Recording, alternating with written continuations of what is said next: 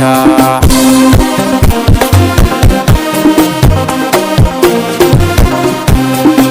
Zamani abokin tafiya, mai zamani ka dakanta, mai zamani ka dakanta, ka ji sakon ka dan ka hankalta. Zamani na wane ne kai dan adam akwai wauta, zamani na Allah ne mu sani ba na dan adam ne ba.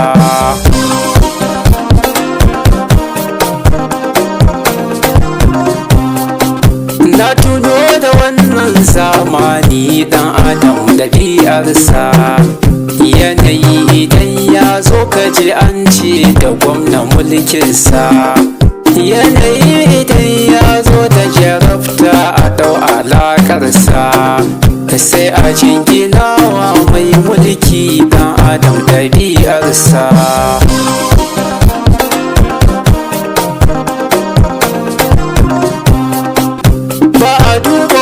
Mai tsanani ya fito ga Allah ne, ba a duba komai yayi zafi maganin shi Allah ne.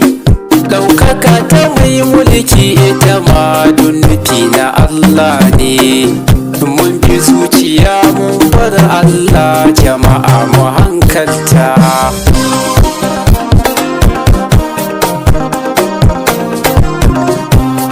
Da na tuno ana cewa lokacin wane sine dakanta, da na tuno ana cewa zamanin wane sine hankalta.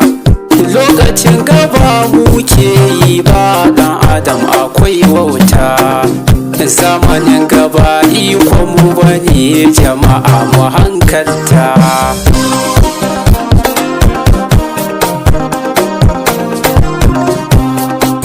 Zamani ina zaka kai dan adam akwai wauta.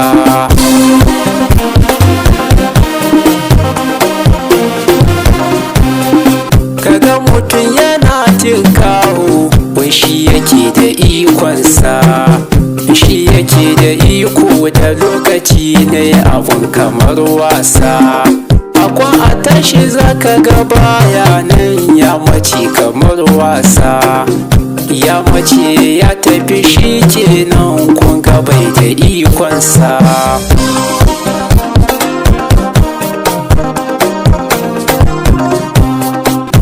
Wa yake ganin lokaci kamar nashi ne ya dakanta, wa yake ganin zamani kamar nashi ne ya hankalta. Zamani ga Allah kaɗai yake, shi ne abun bauta. Ya rabbana nufe mu da alkhairi, darajar nabiyullah.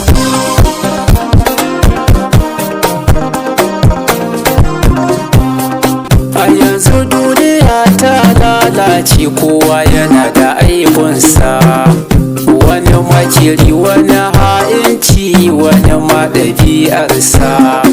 Akan kuɗi ya aikata zalunci, babu tausayi gunsa. Dan adam abun tsoro ne, Allah tsare mu sharrinsa.